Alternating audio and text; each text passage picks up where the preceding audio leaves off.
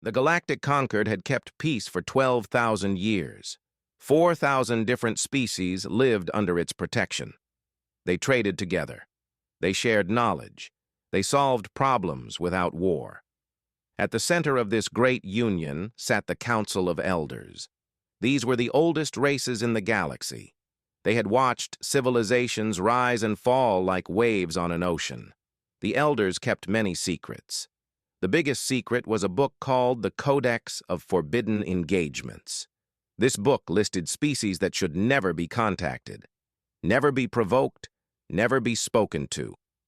The rules were simple. Stay away. Do not look. Do not touch. Do not speak. At the very top of this list, written in red ink older than most civilizations, was a single word: humanity. Ambassador Velketh of the Sithreni Empire found this strange. She had studied humans for many years. They were a young species. They lived on a small blue planet in a quiet corner of the galaxy. Their ships were slow. Their weapons were weak. Their bodies were soft and broke easily. They lived for less than 100 years. By galactic standards, they were nothing special. So why were they at the top of the forbidden list? Velketh was curious. She was always curious. That was why she had become an ambassador. She wanted to understand things that others ignored. She filed a request to see the restricted archives. The archives held the oldest records in the galaxy. Only elders could normally access them. To her surprise, the request was approved. The elder who met her was called the Remnant. It was not a creature of flesh and blood. It was made of pure crystal and light. It was so old that it had forgotten its original form. When it spoke, the words appeared directly in her mind. "You wish to know about the humans," the Remnant said. It was not a question. "Yes," Velketh replied. "I want to understand why they are forbidden." The Remnant was silent for a long moment. Then it spoke 4 words that would haunt Velketh forever. "You will understand soon." Then it dissolved into light and was gone. The archives were dark and cold. Velketh walked through halls that had not seen visitors in centuries. Dust covered everything. The air tasted old. She found the section on humanity and began to read. There were recordings, thousands of them. Each one showed a different civilization. Each civilization had one thing in common. They had made contact with humanity. They had tried to conquer them, or threaten them, or simply take what belonged to them. None of those civilizations existed anymore. Velketh watched recording after recording. She saw mighty empires reduced to nothing, not ruins, not ashes, nothing. It was as if they had never existed at all. The translators struggled with what had happened.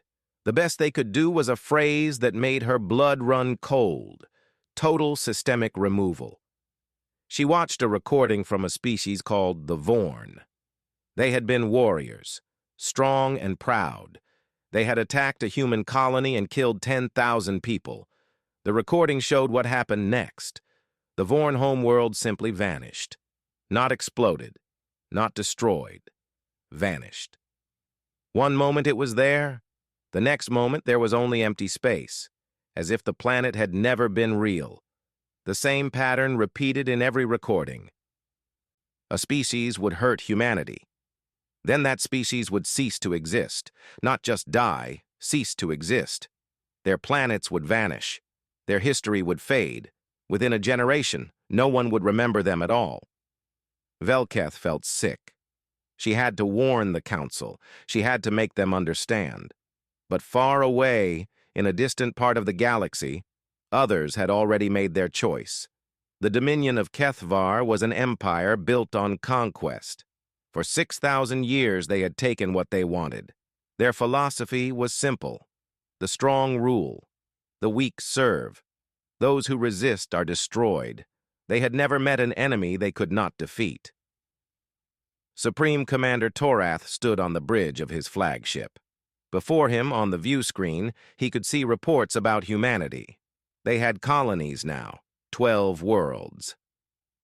60 billion people spread across the stars. They had no real military, no planetary shields, no advanced weapons. They were perfect targets. "They are weak," Torath said to his officers. "They are scattered. They are alone. The Concord ignores them. No one will come to help them." His officers agreed. They saw only the numbers. Slow ships, primitive technology, soft bodies, easy prey. None of them thought to ask why the Concord ignored humanity. None of them wondered why a species so weak had survived so long. None of them had read the Codex. Torath gave the order. 3,000 warships began their journey toward Earth, the largest invasion fleet in Kethavari history. Enough firepower to crack planets open like eggs. Back in the archives, Velketh finished her report. She attached every recording, every warning, every piece of evidence she could find. She sent it to the Council with the highest priority. The message never arrived. Somewhere between the archives and the Council chambers, it was lost, deleted, buried in bureaucracy. Perhaps it was an accident. Perhaps someone did not want the Council to know. Perhaps the universe simply has a cruel sense of humor. It did not matter. The fleet was already on its way. And on Earth, in cities and towns and villages, humans went about their daily lives. They worked. They loved. They dreamed of the stars. They did not know that death was coming for them. They did not know that soon they would teach the galaxy a lesson it would never forget.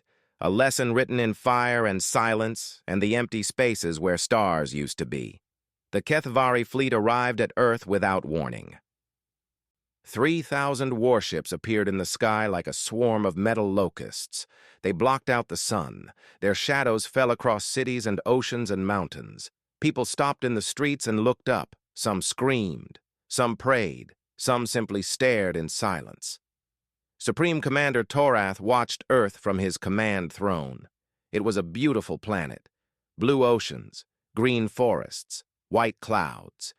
It would make a fine addition to the Dominion. The humans would serve well as slaves. Their small bodies could fit into spaces larger species could not reach. Their short lives meant they would breed quickly. He gave the order to broadcast.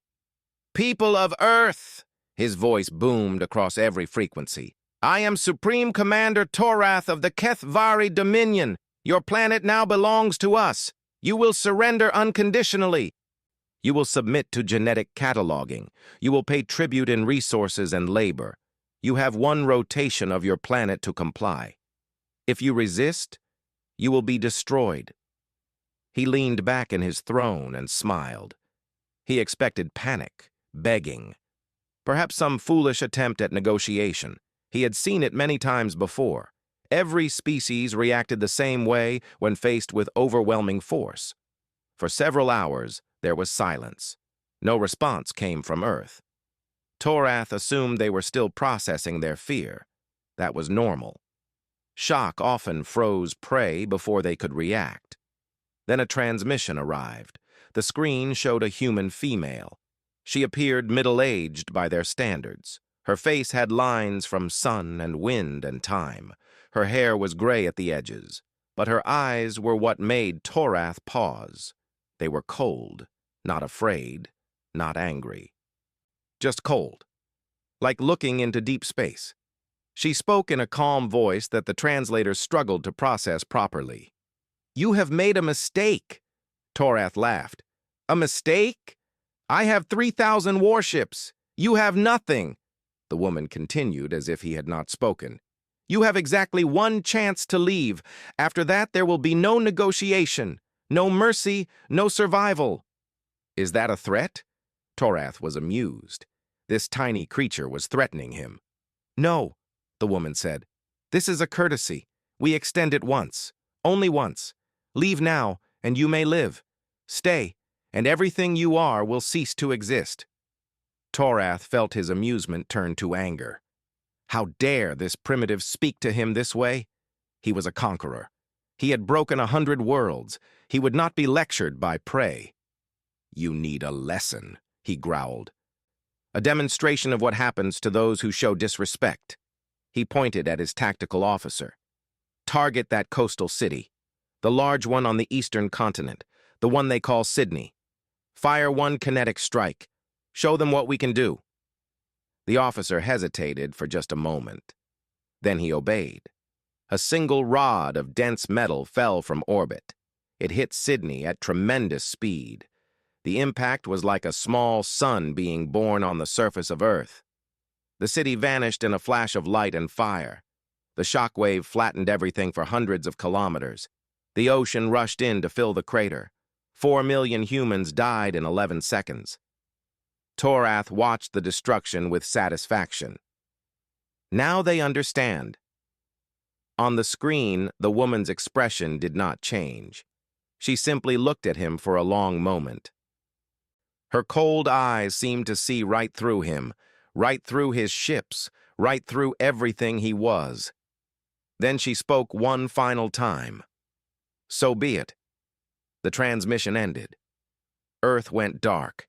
Every signal from the planet stopped. Every light went out. It was as if someone had simply switched off a machine. For 3 days, nothing happened. Torath sent scout ships to investigate. They reported that humans were still alive. They were not fighting. They were not fleeing. They were simply waiting, gathering, preparing. Preparing for what? Torath demanded. The scouts did not know. On the 4th day, Torath decided to begin the invasion. He had waited long enough. Whatever the humans were planning, it did not matter. They had no weapons that could threaten his fleet. They had no ships that could challenge his warships. They were just delaying the inevitable. He was about to give the order when a message arrived from home. It was from HFY Prime, the heart of the Dominion, the most protected planet in their empire.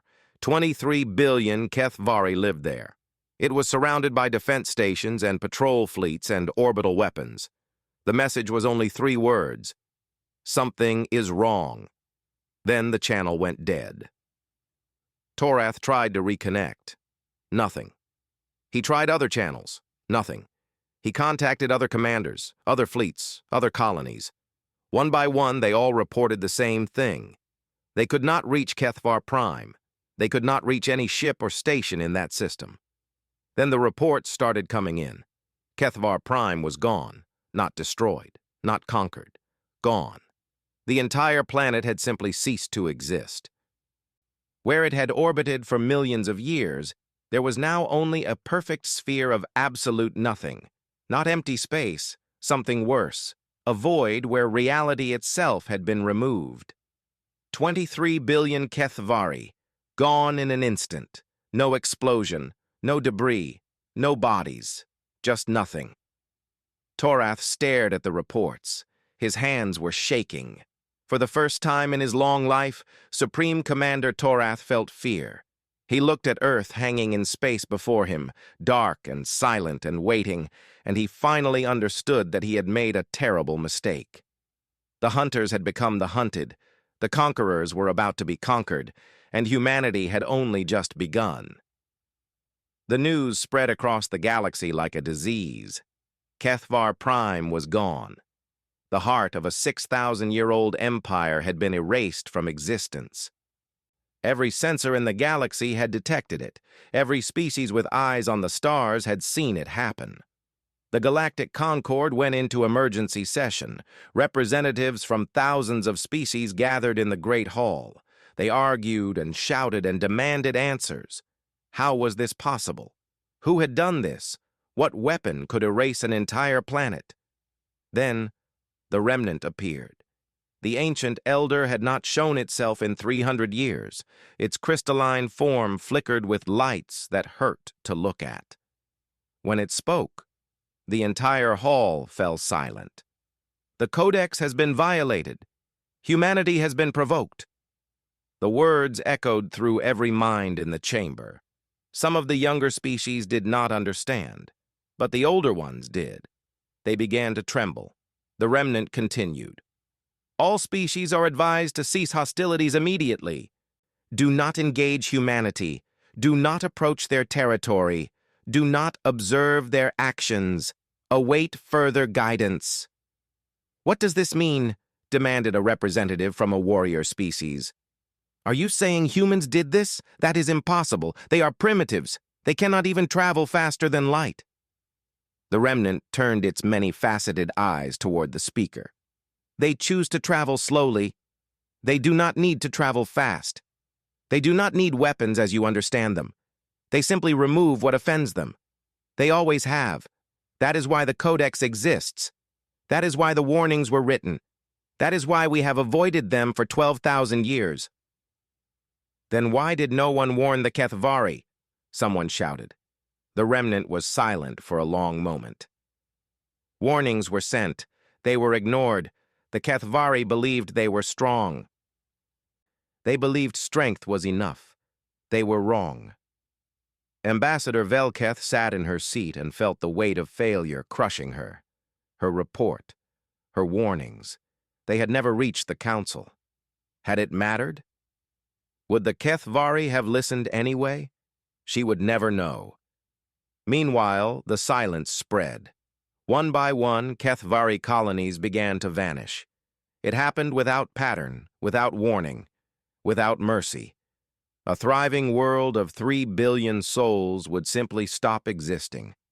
Scout ships sent to investigate would find nothing. Not ruins, not bodies, not even empty space.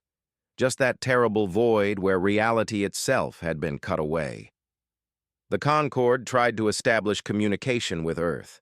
Every message went unanswered. They sent diplomatic ships. The ships never returned. They sent observation drones. The drones vanished the moment they crossed into human territory.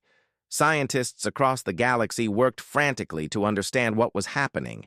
How could anyone erase matter so completely? Where did the planets go? How could this be done with no visible weapons, no ships, no armies? One scientist, an ancient being who had studied physics for 10,000 years, offered a theory that made everyone sick with fear. They are not using weapons, she said. They are editing reality itself. The universe is built on information, data, code. The humans have learned to access that code. They are simply deleting what they do not want to exist. Like erasing words from a book. The words were never there. The story continues without them. That is impossible, someone protested weakly. So is erasing a planet, the scientist replied. Yet here we are. Supreme Commander Torath tried to flee. He ordered his fleet to retreat from Earth, but space itself seemed to work against them. Every jump put them further from safety. Every route led them deeper into human territory. It was as if the universe had become a maze designed to trap them. One by one, his ships began to disappear. Captains would report strange readings, impossible sensor data, and then nothing. Their ships would simply stop existing. No explosion, no distress call, just silence. Torath watched his mighty fleet shrink from 3,000 ships to 2,000, then 1,000, then 500. He sent messages begging for help, begging for mercy, begging for anything. No one answered. The last transmission from Torath was recorded by a conquered listening post. His voice was broken, barely recognizable. I understand now, he whispered. We were never conquerors. We were children playing with fire, and now the fire has come for us. Tell the galaxy, tell everyone. Do not provoke humanity. Do not touch them. Do not look at them. They are not a species. They are a force of nature. They are the end of all things. They are... The transmission cut off mid-sentence. Torath and his remaining ships ceased to exist. The Kethvari Dominion had ruled for 6,000 years. It took humanity 11 days to erase them completely. Every planet, every ship, every station, every record, every memory. By the time it was over, the galaxy could barely remember what the Kethvari had looked like. And then, the truly terrifying reports began to arrive. Humanity was not stopping. Their impossible fleet had been seen moving toward conquered space, toward species that had never touched Earth, toward worlds that had done nothing wrong. Or had they? The Concord began to realize that humanity was not just punishing the attackers, they were punishing everyone who had let it happen, everyone who had watched and done nothing, everyone who had calculated that human deaths were acceptable losses for galactic stability. The hunters were coming, and no one knew how to make them stop. Fear spread through the galaxy like poison in water. Every species watched their sensors and prayed they would not see the human fleet coming for them. Every leader reviewed their history, searching for any connection to the Kethvari, any trade agreement, any shared technology, any communication that might mark them as guilty. Many found such connections. The Kethvari had been a major power. They had traded with hundreds of species. They had signed treaties with dozens of governments. Their ships had docked at thousands of stations. One by one, those connected worlds began to disappear. A trading post where Kethvari ships had refueled vanished in the middle of the night. A planet that had sold them weapons went silent the next morning. A species that had provided them with intelligence found their homeworld erased by noon. The Concord called another emergency session. This time, the hall was only half full. Many representatives were too afraid to travel. Others had already fled to the edges of known space, hoping distance might save them. High Mediator Sorn stood at the center of the chamber. He was old even by galactic standards. He had guided the Concord through many crises, but he had never faced anything like this. "We must find a way to communicate," he said. "We must make them understand that not all of us are guilty." "How can we communicate with those who do not answer?" asked a frightened delegate. "We have sent thousands of messages. They ignore us. We have sent ships. They disappear. We have done everything possible." "Then we must do the impossible," Sorn replied. A voice spoke from the shadows. It belonged to the Witnesses, a species so old that they had no name. They had existed before the Concord, before the Codex, before most species had learned to walk upright. "You cannot negotiate with humanity," the witness said. "Not now, not after what was done." Sorn turned to face the ancient creature. "You have watched them longest. You know them best. Tell us what to do." The witness moved forward. It had no fixed form. It was made of something like smoke and memory and regret. Its many eyes looked at each representative in turn. "In 12,000 years, humanity has been provoked many times. Each time they responded the same way. They removed the offending species. Completely, totally. Then they returned to their territory and waited. They did not expand. They did not conquer. They simply existed. Then they will stop," Sorn said hopefully. "Once the Kethvari are gone, once those connected are punished, they will stop." "Perhaps," the witness replied, "but you must understand something. In 12,000 years, no one has ever struck Earth itself. No one has ever killed their civilians. No one has ever murdered their children." The chamber went very quiet.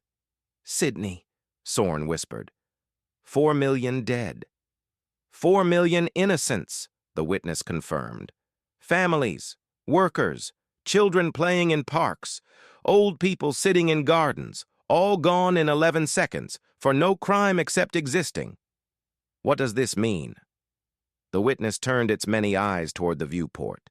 Stars shone in the darkness. But some of those stars were dimmer than they should be.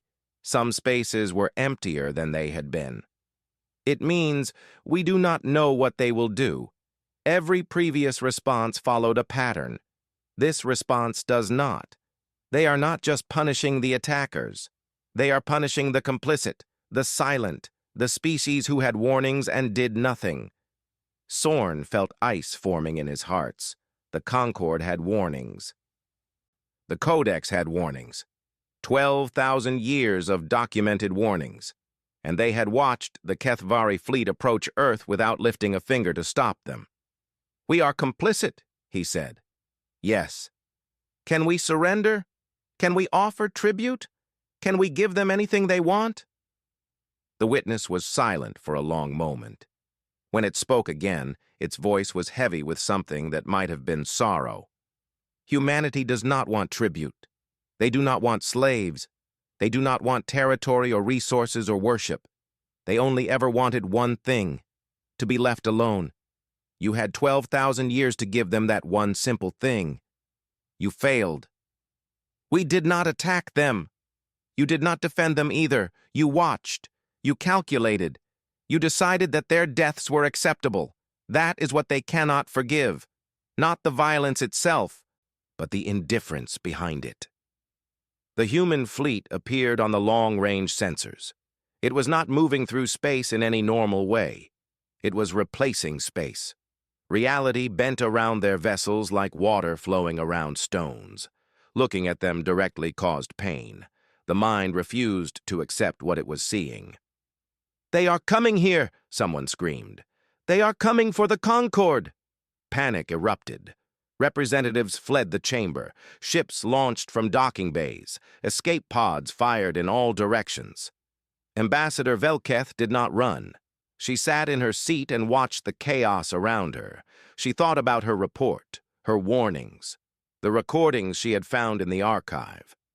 She thought about how close she had come to making a difference. But close was not enough. It was never enough. The human fleet drew closer. The stars behind them were going dark one by one, and Velketh understood that running would not save anyone. Nothing would. Ambassador Velketh stood alone in the observation deck of the Concorde Capital Station. Through the massive window, she could see the human fleet approaching. It had stopped 1,000 kilometers away. The vessels hung in space like wounds in reality. Their shapes made no sense. Looking at them too long caused headaches and nosebleeds and strange thoughts that did not belong to her. Most of the station had been evacuated. Those who could flee had fled. Those who could not waited in silence. Velketh had sent her family away on one of the first ships. She knew it would not save them. If humanity wanted them gone, they would be gone. Distance meant nothing to beings who could erase planets.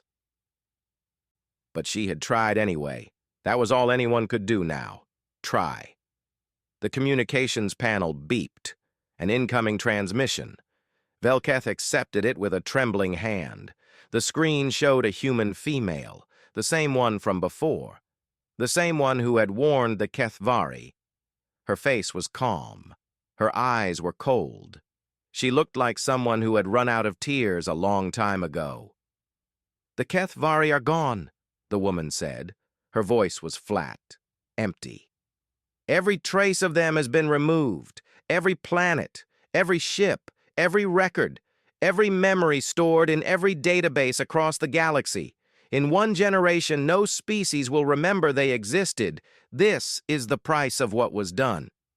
Velketh wanted to speak, but her voice would not come. The woman continued. "The Concorde had warnings. The Codex existed for 12,000 years. The archives contained every piece of evidence needed to understand the danger. You chose to do nothing. You watched. You calculated. You decided that our deaths were acceptable for galactic stability. On every screen across the station, data began to appear. Trade records, intelligence reports, communications between Concorde officials. Velketh saw messages discussing the Kethvari invasion. She saw calculations about the economic impact of human colony losses. She saw projections about how humanity might be weakened enough to be safely contacted after the invasion. They had known.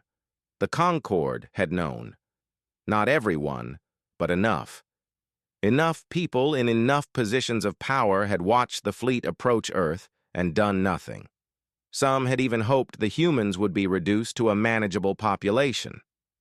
"We know," the woman said. "We have always known. We see everything. We remember everything. We waited to see if you would choose differently. If you would stand up and say that enough was enough. That innocent lives mattered more than political calculations." Her cold eyes seemed to look directly at Velketh. "You did not." Velketh found her voice at last. It came out as a whisper. What do you want from us? The woman's expression did not change. Want. We want nothing you can give. Nothing you could ever give. This message is not a negotiation. It is a notification. The Concord is guilty of complicity. The sentence has already been carried out. Velketh felt her heart stop. Already carried out? But you are still talking to us. We are still here. Your sun was collapsed 4 minutes ago, the woman said. Light travels slowly. You are seeing an image that no longer exists. You have approximately 3 minutes of subjective existence remaining. We considered this a kindness, a chance to understand why this is happening, a chance to feel what our people felt in Sydney, the knowledge that death is coming and nothing can stop it. Velketh turned to the viewport. The sun looked normal, bright and warm and life-giving, but it was already gone. What she saw was a ghost, light from a star that had died before this conversation began. We were never your enemies, Velketh said. Tears ran down her face. I tried to warn them. I found the archives. I sent the reports. I tried to make them understand. The woman was quiet for a moment. Something flickered in her cold eyes. Perhaps it was regret. Perhaps it was just a trick of the light. Yes, she said. We know. Your report was intercepted by those who did not want the council to act. You were one of the few who tried. That is why you are receiving this message, so you can understand. So someone in the Concord will die knowing the truth. What truth? The woman leaned forward. You had 12,000 years of warnings. Your codex told you everything you needed to know. But you chose to believe we were a threat to be managed, a variable to be contained, a problem to be solved. You never understood the real truth. She paused. We were never trapped in this galaxy with you. You were trapped in this galaxy with us, and you were only alive because we allowed it, because we chose mercy, because we believed that the galaxy might be worth joining someday. The woman's voice cracked, just for a moment. Sydney taught us that we were wrong. The transmission ended. Velketh stood alone in the observation deck. Outside the viewport, the stars looked peaceful, normal, unchanged, but she knew that would not last. In less than 3 minutes, the light from their collapsed sun would arrive. The station would be vaporized. Everyone on board would cease to exist. She thought about the archives, about the recordings she had watched, about all the civilizations that had made the same mistake. They had seen humanity and seen weakness. They had seen small bodies and short lives and primitive technology. They had not seen the truth. Humanity was not weak. They had simply chosen to appear weak. They had hidden their true nature for reasons no other species could understand. Perhaps they had hoped the galaxy would prove itself worthy. Perhaps they had simply been waiting to see what would happen. Now everyone knew. Now everyone understood. But understanding had come too late. Velketh closed her eyes. She thought about Sydney, about the 4 million humans who had died in 11 seconds. She wondered if any of them had seen the strike coming. She wondered if they had known fear in their final moments. She hoped they had not. She hoped it had been quick, painless, merciful. She hoped humanity had been kinder to them than the galaxy had been to humanity. The light from the collapsed sun arrived. Velketh did not feel anything. In the archives she had read, there was one final notation on humanity. A single line, added by a species that no longer existed. She thought of it now, in the last fraction of a second before she ceased to exist. They do not conquer. They do not rule. They simply ensure that those who harm them cease to have ever existed at all. The only defense is simple. Do not give them a reason. Do not provoke. Do not engage. Do not presume. For by the time you understand your mistake, you will already be a memory that no one will ever recall. The observation deck vanished. The station vanished. The Concord vanished. And somewhere in the darkness between the stars, humanity continued its work, erasing the guilty, removing the complicit, ensuring that the galaxy would never forget the lesson of Sydney, even if there was no one left to remember it. The stars burned on in silence. They always would.